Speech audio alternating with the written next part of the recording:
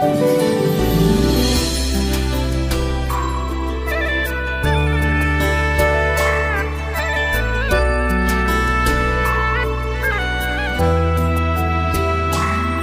hôm nay anh thấy em không vui, có phải người ta đã hết yêu em rồi? Cũng vì người ta em chẳng muốn yêu thêm ai, kể cả là anh em cũng chẳng giữ anh ở lại. Người mà em yêu đang hạnh phúc bên ai kia, còn người yêu em vẫn luôn ở phía sau em kia. Đừng buồn em ơi, vẫn còn có anh đây thôi. Vì nhìn em khóc anh biết em mệt rồi. Vậy sao em không xóa chuyện cũ đi cho nhẹ lòng? Họ chẳng còn vẫn vương đến em đừng cố chấp.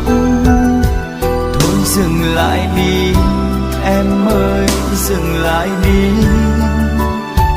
Giấc mơ đã qua em còn nhớ đến để được gì? Ngủ thật ngon em nhé, thức giấc mọi chuyện sẽ qua. Vì vẫn luôn có anh dõi theo em từ phía xa.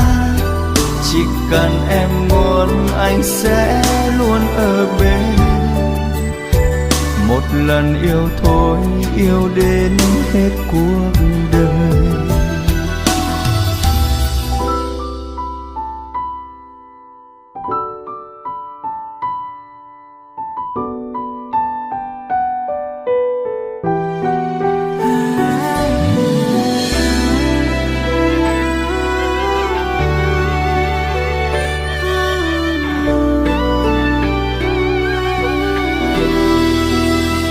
Người mà em yêu đang hạnh phúc bên ai kia, còn người yêu em vẫn luôn ở phía sau em kia.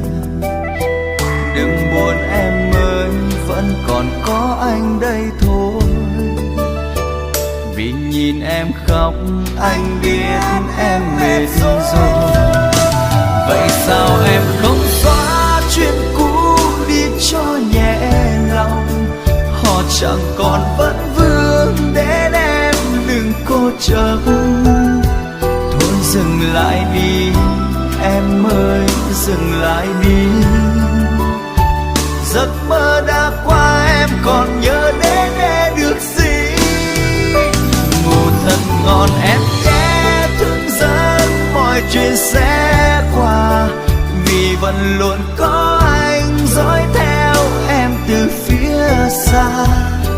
Chỉ cần em muốn anh sẽ luôn ở bên. Một lần yêu thôi, yêu đến hết cuộc đời.